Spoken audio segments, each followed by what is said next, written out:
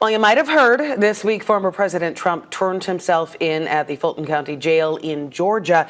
CBS's Nancy Cordes is going to be moderating Face the Nation this week, and she's joining us now from Lake Tahoe, where she's been covering President Biden while he is on vacation. Nancy, looks like a beautiful day in Tahoe. Yeah, I really drew the short straw this time, didn't I? Yeah.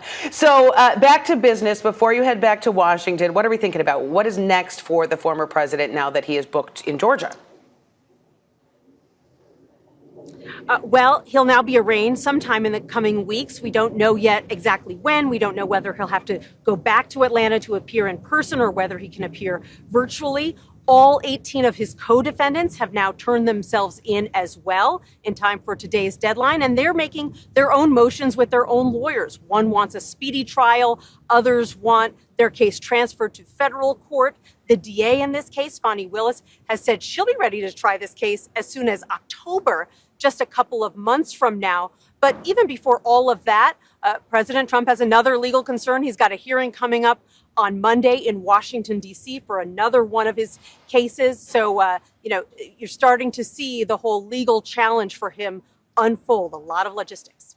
Now, in the meantime, the rest of the Republican candidates for president were debating, of course, this week. I'm sure that'll be a topic on Sunday as well. How are the rest of them reacting to Mr. Trump's arrest? It really runs the gamut. I mean, you've got a candidate like Chris Christie, who said on the debate stage the other night that this kind of conduct can't be normalized. He got booed for saying that. We'll ask him about that on Face the Nation this weekend. And then 6 of the 8 candidates on the stage actually raised their hands when they were asked whether they would continue to support Donald Trump if he is the nominee, if he ends up getting convicted in any of these cases. One of those candidates was Mike Pence, his former vice president, and we'll ask Mike Pence about that and a whole host of other topics on Face the Nation this weekend as well. Oh, and by the way, a couple of hours ago, President Biden weighed in on the mugshot as well here in Lake Tahoe. He said his predecessor looked like a handsome guy in that picture. Oh, that's very diplomatic. Okay, sounds good. Nancy, enjoy your trip back to Washington. We will be tuning in Sunday morning, Face the Nation with Nancy Cordes here on KPIX.